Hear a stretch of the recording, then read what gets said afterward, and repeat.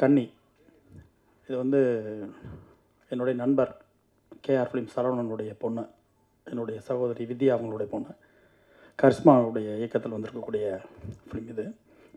எனக்கு வந்து இது ஃபஸ்ட்டு ஷார்ட் ஃபிலிமாக தோணலை. எனக்கு ஒரு குறும்படம்ன்ற எண்ணம் எனக்கு வரவே இல்லை. இது வந்து ஒரு பெரும் படம், ஒரு பெரிய திரைப்படமாக பார்த்த ஃபீல் தான் எனக்கு இருக்குது. ஒரு 20 நிமிஷத்தில் நான் ஒரு 2 நிமிஷம் பார்க்கக்கூடிய ஒரு கண்டென்ட்டும் சோலும் இதுக்குள்ளே இருந்துச்சு. ஸோ அதுக்கு வந்து ஃபஸ்ட்டு வந்து கரிஷ்மாவுக்கு ஒரு பெரிய வாழ்த்து. ரெண்டாவது வந்து படத்தினுடைய தயாரிப்பாளர் ஹம்சவர்தன் சாருடைய பொண்ணு அனன்யா ஹம்சவர்தன், அவங்களுக்கு வந்து ஒரு பெரிய வாழ்த்து. எல்லா மேடைகளையும், அதாவது பொதுவாக வந்து திரைப்பட மேடைகளில் தான் நான் சொல்லுவேன், படத்தினுடைய தயாரிப்பாளருக்கு வந்து ஃபஸ்ட்டு தேங்க்ஸ் சொல்லிடுவேன். ஒரு இயக்குனர் அறிமுகம் பண்ணக்கூடிய தயாரிப்பாளர் எல்லாருக்குமே நான் நன்றி சொல்வேன். எனக்கு வந்து இந்த ஷார்ட் ஃபிலிம் பண்ண தயாரிப்பாளருக்கே வாழ்த்து சொல்லணும்னு தோணுது. ஏன்னா ஒரு பெரிய படத்திற்கான முழு உழைப்பும் இருக்குது, ஒத்துழைப்பும் இருந்திருக்கு தயாரிப்பாளர் இருந்து. ஸோ ஹோல் டீம்மே, டிஓபியாக இருக்கட்டும், மியூசிக் டைரக்டராக இருக்கட்டும், எடிட்டராக இருக்கட்டும், அதை தாண்டி மிருதுலா, அவர் ஹீரோ பண்ண நிசாந்த், எல்லாருமே சூப்பராக ஒர்க் பண்ணியிருக்காங்க. இது வந்து நான் வந்து எனக்கு சரவணன் வந்து ஷார்ட் ஃபிலிம் அனுப்பின உடனே கரிஷ்மா எப்படின்னா பிறந்த நாள்லேருந்து நான் பார்த்துட்ருக்கேன். அது என் பொண்ணு மாதிரி தான். அது அந்த கை குழந்தையா ஃபஸ்ட்டு டேயில் நான் பார்த்த பொண்ணு. கரிஷ்மாட்டிருந்து இப்படி ஒரு அவுட்டு, அதாவது கரிஷ்மாட்டிருந்துன்னா நான் சொல்கிறது வந்து என் பொண்ணுக்கிட்ட இருந்து இப்படி ஒரு அவுட்டு வருமா அப்படின்னு நான் கனவு கூட காணலை. அது அந்த டைட்டில் ஃபஸ்ட்டு கன்னி அப்படின்னோடனே, என்னடா கன்னி, கரிஷ்மா என்ன கன்னி டைட்டில் வச்சுருக்கு அப்படின்னு தான் ஆரம்பித்தேன். அதுக்கப்புறம் 95 ஒரு பீரியட் ஃபிலிமாக ஒரு அட்டம்ப்ட்டு. அதை தாண்டி அதுக்குள்ளே இருந்த அந்த கண்டென்ட்டும் சோல் இருக்கு இல்லைங்களா, அது வந்து பயங்கர சர்ப்ரைஸாக இருந்துச்சு. நான் சத்தியமாக நான் எதிர்பார்க்கல. ஸோ இந்த ஏஜில் என்ன பண்ணிடுவாங்க, ஒரு காலேஜில் இருக்க ஒரு சின்ன ப்ராப்ளத்தை எடுத்து பண்ணுவாங்க, ஃப்ரெண்ட்ஸ்குள்ளே இருக்க ஒரு ஈகோவாக இருக்கலாம், இல்லை இன்றைக்கி இருக்க லைஃப் ஸ்டைலில் இருக்க ஸ்ட்ரகிளாக இருக்கலாம். நிச்சயமாக அதை பற்றி தான் ஒரு தாட் இருந்திருக்கணும் இந்த ஏஜில்.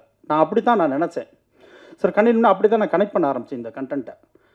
ஆனால் அந்த வீட்டில் அந்த பொண்ணு அந்த கதவு சாத்துனாங்கல்ல, ஃபஸ்ட்டு எடுத்துகிட்டு கண்ணின்னு போட்ட உடனே, இது நம்ம நினைக்கிற மாதிரி சின்ன கண்டென்ட் கிடையாது. இது ரொம்ப சீரியஸாக நோட் பண்ணணும்னு தோணிடுச்சு எனக்கு. அந்த ஃபோனில் பார்க்கும்போதே எனக்கு இது நம்ம ஒரு ஷார்ட் ஃபிலிமாக நம்ம பார்க்கக்கூடாது, கரிஷ்மா சின்ன பொண்ணு தானே அப்படின்னு நம்ம பார்க்கக்கூடாது, நம்ம பொண்ணாக பார்க்குறதுனால நமக்கு இப்படி தோணுதோ அப்படின்ட்டு ரொம்ப கவனமாக பார்க்க வச்சிருச்சு. அதுக்கப்புறம் ஒரு விலைமாதருடைய வாழ்க்கை, இந்த ஏஜில் அந்த கதையை யோசிக்கிறதுன்றது சத்தியமாக ஒரு பெரிய விஷயந்தான். ஏன்னா இன்றைக்கி சமூகத்தில் வந்து கடந்த 10 வருடங்களாக வந்து ஜாதிய பின்புலம் ஒரு பிரச்சனை, ஒரு வன்கொடுமை, நிச்சயமாக அது பேச வேண்டிய ஒரு விஷயந்தான். அது ஒரு ஆண்ட பரம்பரையினுடைய ஆதிக்கத்தால் பாதிக்கப்படக்கூடிய மக்கள் வந்து தொடர்ந்து அவங்களோட வழிகளை படமாக்கிட்டே வர்றாங்க.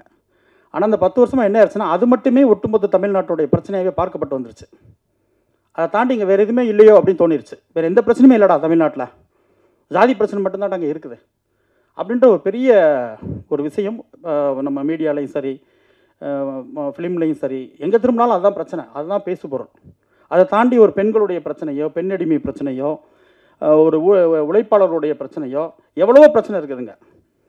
அரசாங்கத்தினுடைய வரி விதிப்புலேருந்து எவ்வளோ விஷயங்கள் பாதிக்கப்படுற மக்களுடைய வாழ்க்கையாக இருக்கட்டும், வாழ மக்கள் கஷ்டப்படுற பிரச்சனை இருக்கட்டும், எதுவுமே இங்கே ஒரு பேசு பொருளாகவே இல்லை. முக்கியமாக வந்து பெண்ணுரிமை பற்றின பேச்சே வந்து இல்லாமல் போயிடுச்சு.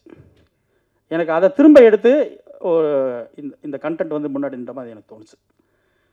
ஒரு பெண்களுக்கான பிரச்சனைகள் என்னென்ன இருக்குது, பொதுவாக வந்து பெண்களோட பிரச்சனைகள் வந்து பிறப்பிலிருந்து ஒரு திருமண வயசு வரைக்கும் ஒரு ஸ்ட்ரகிள் இருக்கும். நம்ம எப்போவுமே வந்து ஹை லெவல் லைஃப்பில் இருக்க பொண்ணுங்களே வந்து பார்த்துட்டு போயிடுறாங்க நிறைய பேர். ஸோ கீழே இருக்க பெண்களுடைய வாழ்க்கை, படிக்கிறதுக்கு கஷ்டப்படுறவங்க, வீட்டில் சாப்பாடு கஷ்டப்படுறவங்க, நல்ல ட்ரெஸ், இன்னொருத்தவங்க ஒரு ஃப்ரெண்டு வந்து ஒரு நல்ல ட்ரெஸ் போடும்போது நான் ஒரு நல்ல ட்ரெஸ் போட்டு ஸ்கூல் போக முடியலை, காலேஜ் போக முடியலன்னு இருக்கவங்களுடைய இயக்கங்கள்னு இப்படி நிறைய வழிகள் இருக்குது. அதெல்லாம் தாண்டி சில பெண்கள் திருமணத்துக்கு பிறகு ஒரு கரெக்டான ஒரு ஹஸ்பண்ட் கிடைக்காம, நல்ல ஒரு பார்ட்னர் கிடைக்காம, இல்லை அந்த ஃபேமிலி பேக்ரவுண்டில் பின்னாடி இருக்கவங்களுடைய பிரச்சனை, டார்ச்சர்னு சொல்லிட்டு நிறைய பிரச்சனைகள் இருக்குது. பொதுவாக வந்து பெண்களை வந்து அடிமையாக வச்சுருக்க அந்த சமூகம் இன்னும் பல காரணங்கள் சொல்லி அடிமையாக வச்சுருக்காங்க. அந்த வழிகள்லேயே உச்ச வழியாக நான் பார்க்குறது வந்து ஒரு விலைமாதராக மாறி போன ஒரு பெண்ணோட வழியை தான். அந்த வழியை இந்த ஏஜில் பேசணும்னு கரிஷ்மா முடிவு பண்ணது இருக்கு இல்லைங்களா, அது வந்து மிகப்பெரிய பாராட்டுக்குரிய விஷயம். எனக்கு இது ஒரு கரிஷ்மாவோட டயலாக்ஸு நான் சத்தியமாக எதிர்பார்க்கல. இவ்வளோ மெச்சூர்டாக, இவ்வளோ சோல்ஃபுல்லாக ஒரு டயலாக்ஸ்லாம் எழுத முடியுமா இந்த ஏஜில் அப்படின்னு தான் எனக்கு இருந்துச்சு. அதோட ஃப்ரேமிங்காக இருக்கட்டும், ஷார்ட்ஸ் எடுத்த விதங்களாக இருக்கட்டும், எனக்கு ஃப்ரேமிங்லாம் வந்து மணிரத்னம் சார் ஸ்டைல் இருந்துச்சு. ஒவ்வொன்றும் பார்க்கும்போதும் ஒரு கோவிலில் அந்த குளத்தில் அங்கே வச்சுருக்க அந்த ஃப்ரேமாக இருக்கட்டும், அவங்க அந்த 2 ஆர்டிஸ்டையும் அசம்பிள் பண்ண அந்த இடமா இருக்கட்டும், அந்த ஃப்ரேம்குள்ளே எல்லாமே எனக்கு அப்படி தோணுச்சு. கண்டென்ட்டாக பாலச்சந்தர் சாருடைய சோல் இருந்துச்சு. அவர் இருக்க வரைக்கும் பெண்களோட பிரச்சனை பேசிக்கிட்டே இருந்தாங்க தமிழ் சினிமாவில். அவருக்கு பிறகு பேச சரியான ஆட்கள் இல்லைன்னு எனக்கு தோணுச்சு. ஸோ அந்த இடத்த நிச்சயமாக காலேஜ் முடிச்சுட்டு கரிஸ்மா ஃபில் பண்ணணும்னு நான் நம்புகிறேன். அதுவும் ஃபஸ்ட் இயர்லேயே இப்படி ரொம்ப ரொம்ப நேர்த்தியாக ரொம்ப தவறுகளே இல்லாத ஒரு படமாக நான் பார்க்குறேன். நிறைய ஷார்ட் ஃபிலிம் பார்க்குறோம், நிறைய பேர் நண்பர்கள் அனுப்புவாங்க, அசிஸ்டண்ட்டாக வர்றவங்க அனுப்புவாங்க, அவங்களோட ஷார்ட் ஃபிலிமை கொண்டு வந்து காமிப்பாங்க.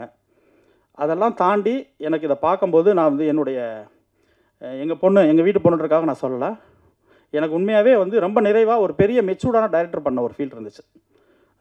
இது வந்து கன்னி முயற்சி, டைட்டிலும் கன்னி, கரிஸ்மாவுடைய சிந்தனை, அவருடைய எழுத்து, முக்கியமாக எனக்கு வந்து டைரக்ஷனை தாண்டி எனக்கு கரிஸ்மாவோட ரைட்டிங் ரொம்ப பிடிச்சிருந்துச்சு. செம மெச்சூர்டாக செம்மையாக இருந்துச்சு. எனக்கு வந்து இன்றைக்கி வந்து என்னுடைய பையன் வந்து ஃபஸ்ட் ஸ்டாண்டர்ட் போகிறான். அவங்க ஸ்கூலில் வந்து அந்த யூகேஜி முடித்த உடனே ஒரு சர்டிஃபிகேட்லாம் கொடுத்து ஒரு ஃபங்க்ஷன் மாதிரி பண்ணுறாங்க. இதே டைமில் அங்கே நடந்துக்கிட்டு இருக்கு. நான் அதுக்கு தான் நேற்று வேகமாக மதுரையிலேருந்து கிளம்பி, அதாவது கிளம்பலாமா அப்படின்ற ஒரு சின்ன ஒரு முக்கியமான விஷயத்துக்கு மதுரை போயிருந்தேன். இந்த டைம் 4 to 6 அங்கே. நான் சொன்னேன், அதை விட எனக்கு கரிஸ்மாவை போய் நான் வாழ்த்திடணும். அது காரணம் என்னென்னா, எங்கள் பொண்ணை தாண்டி அந்த படைப்பு நான் போய் பேசி ஆகணும், நம்ம சொல்லி ஆகணும். அந்த இவங்களோட முயற்சியாக இருக்கட்டும். நிச்சயமாக நான் ஒரு ப்ரொடக்ஷனில் ஒரு படம் பண்ணிகிட்டு இருக்கேன், ரெக்கை முழுத்தின்னு சொல்லி ஒரு படம். அதுக்கான ரிலீஸ் வேலை நடந்துக்கிட்டு இருக்குது. வியாபார ரீதியாக அந்த படம் வந்து வெற்றி அடைன்றதுக்காக ஒரு கரெக்ட் டைமுக்காக வெயிட் பண்ணிகிட்ருக்கோம். நிச்சயமாக அது நடக்கும் நான் நம்புகிறேன். அது நடக்கும் பட்சத்தில் நிச்சயமாக என்னுடைய ப்ரொடக்ஷனில் கரிஸ்மாவுக்கு ஒரு படம் நிச்சயமாக நான் பண்ணுவேன். அது வந்து ஒரு ப்ராமிசிங்காகவே நான் சொல்கிறேன். அது என்னென்னா, அப்படி ஒரு சோலும் அவருக்கு கான்ஃபிடென்ட்டும் இருக்குது கரிஸ்மாட்ட, ஹோல் டீம்லேயுமே. இந்த டீமை நீங்கள் அடுத்து ஷார்ட் ஃபிலிம் பண்ணாலும் கரிஸ்மா, நெக்ஸ்ட் நீங்கள் காலேஜ் முடிக்கிறதுக்குள்ளே எத்தனை பண்ணாலும் இந்த டீமை மிஸ் பண்ணிடாத. ஏன்னா அது அமைகிறது பெரிய விஷயம். ஒரு வேவில் வந்து பிடிச்சி எல்லாரும் ஒரு டைரக்டருடைய தாட்ஸ்க்காக ஒர்க் பண்ணுறது இருக்கு இல்லையா, அது ஒரு பெரிய விஷயம். உனக்கு டீம் செமையாக அமைஞ்சிருக்காங்க. இந்த ஹோல் டீம்மே வந்து பெரிய இடத்துக்கு வருவீங்க. எனக்கு வந்து சொல்லப்போனால் உண்மையாக சொல்லணும்னா கொஞ்சம் பயம் வருது எங்களுக்கு.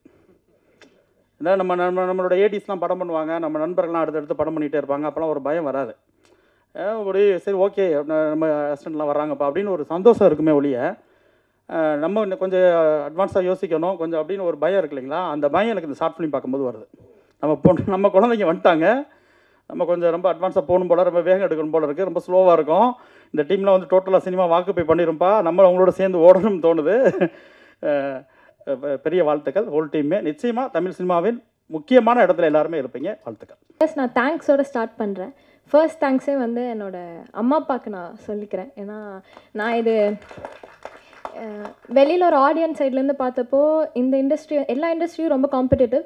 பட் இதுக்கு வந்து ரொம்பவே இந்த இண்டஸ்ட்ரிக்குள்ளே வர ஆரம்பிக்கும் போது தான் தெரிஞ்சுது எவ்வளோ காம்படிஷன். அது விஸ்காம் காலேஜ் போனோடனே கிளாஸில் இருக்கிற மீதி பேருமே அதே ஒரு காம்படிஷனுக்கு தான் சேர்ந்து ஓடுறோன்ற மாதிரி தெரிஞ்சுது.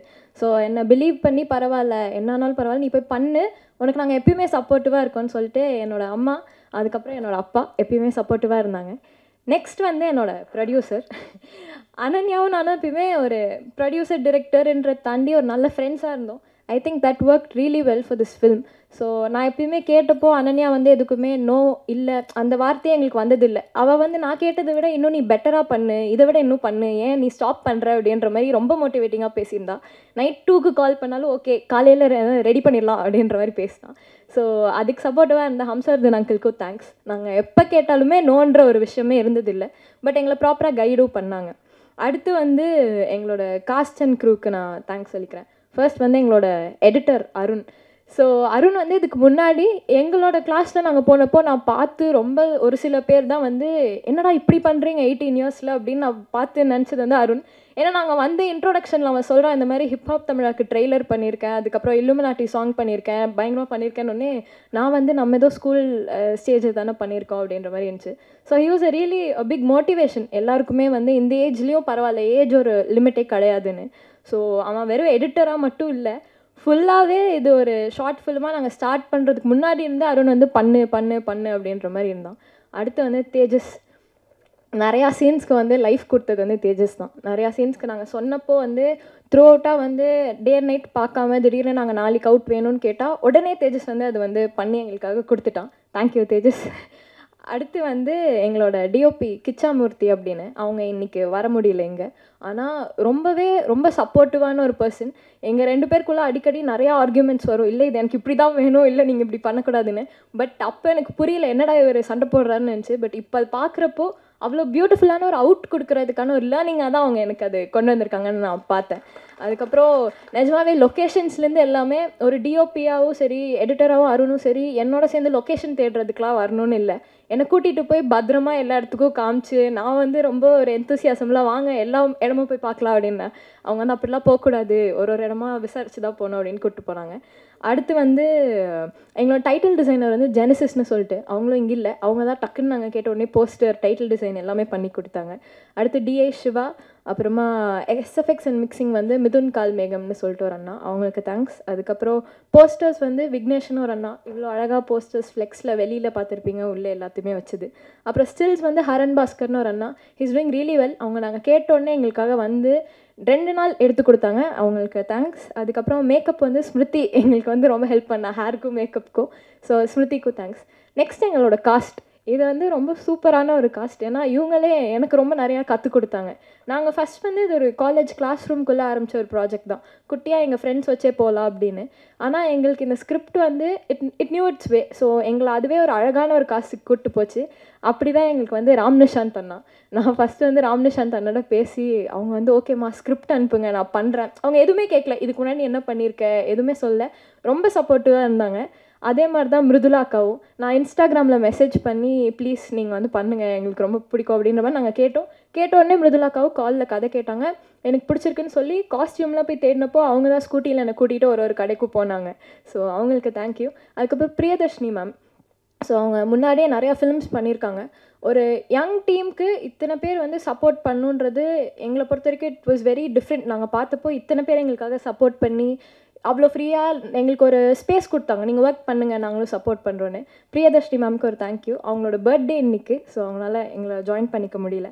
அதுக்கப்புறம் Riya did a great job too. எங்களுக்கு டைம் கன்ஸ்டன்ஸ்லாம் இருந்துச்சு ரியா வீட்டில், பட் அது இருந்தும் ரியா வந்து பண்ணாங்க. அப்புறம் கிரின்னு ஒரு அண்ணா, அதுக்கப்புறம் சிரிஷா, அப்புறம் ஹர்ஷினின்னு ஒருத்தவங்க.